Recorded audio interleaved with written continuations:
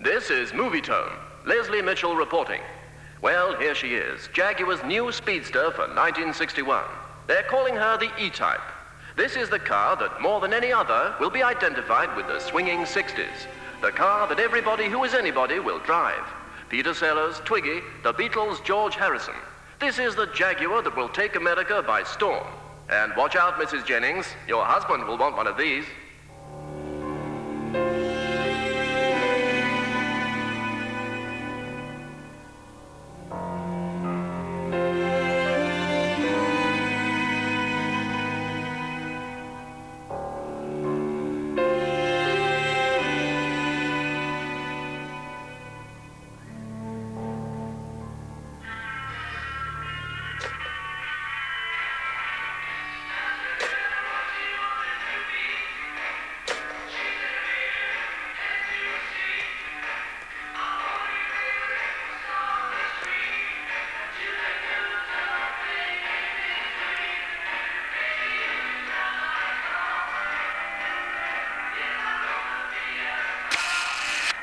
Britain was a remarkably old-fashioned country in 1961. You have to remember that was the time when steam locomotives still pulled express trains throughout the country, when turboprop airliners were still being built to take you, across to Europe and America.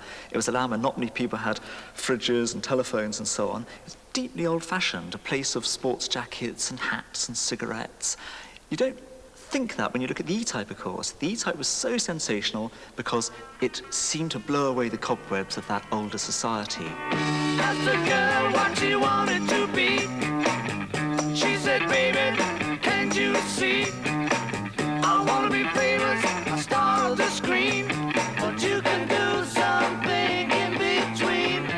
Baby, you can drive my car. Yes, I'm gonna be a star.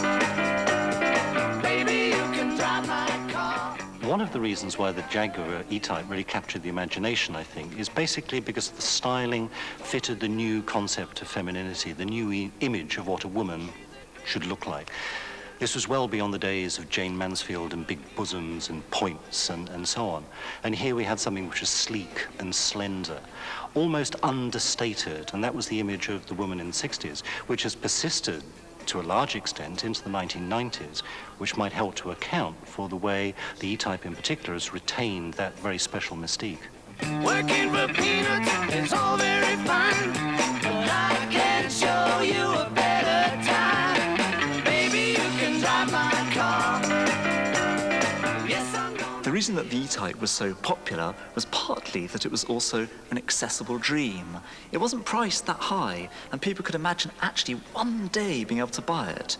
It was rather like it was possible to go out and buy a modern camera at the time and imagine you were one of the new photographers like David Bailey, or that if you were the girl next door, you could become a model like Twiggy or Jean Shrimpton.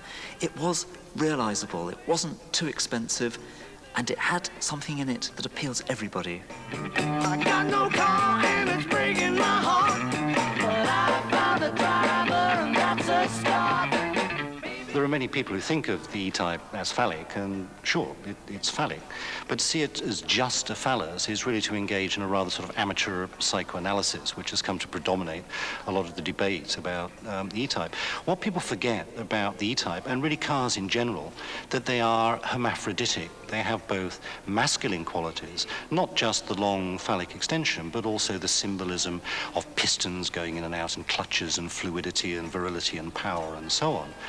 And they also, on top of that, have very feminine characteristics as well, shown very nicely in the E-Type.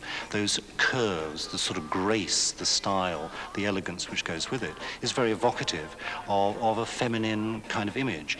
And I think that's part of the enigma of cars, and particularly of cars like the E-Type, that they do have this dual sexuality, this dual symbolism. Baby, you can drive my car, and maybe I love you.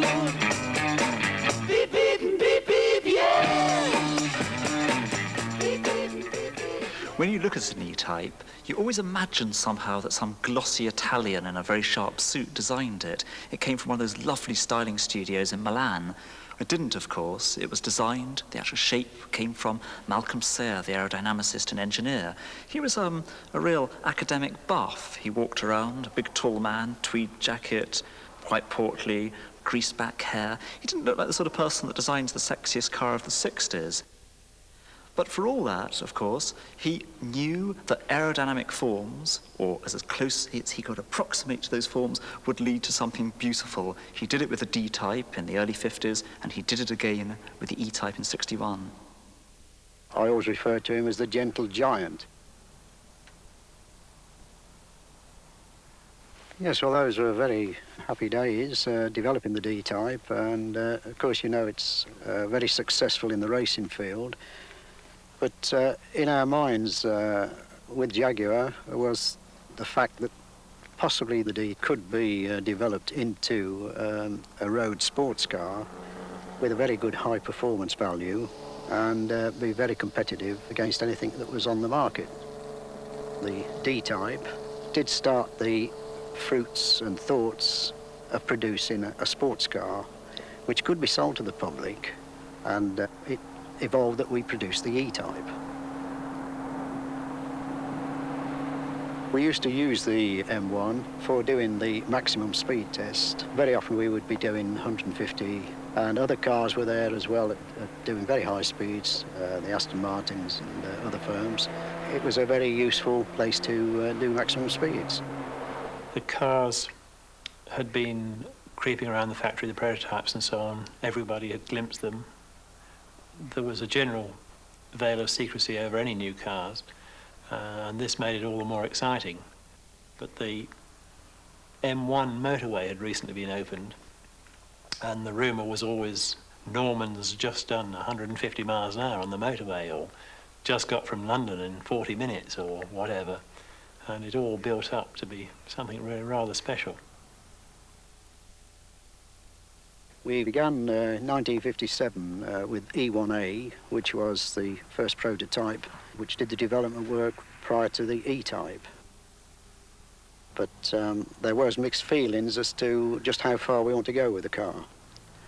Further drawings and investigation proved that it could be made into a real good sports car. And I felt we had the potential there anyway, of being a very good sports car. Sir William Lyons, the managing director, chairman of Jaguar, he was unsure about it. He really wanted to concentrate on big, fast, medium-sized saloons, of which he was very good at and which were very profitable. The E-Type had a question mark hanging over it all the time. Would it be a profitable car? But when it got near to production, and Lyons thought it was a good idea after all, he came in and gave it his wonderful, undivided attention, putting in all those little details, badges, switches, chrome strips, nice use of leather and so on, that gave the car the showroom appeal, that lifted it from being a little boffin's experimental racer into this glamorous, sexy star.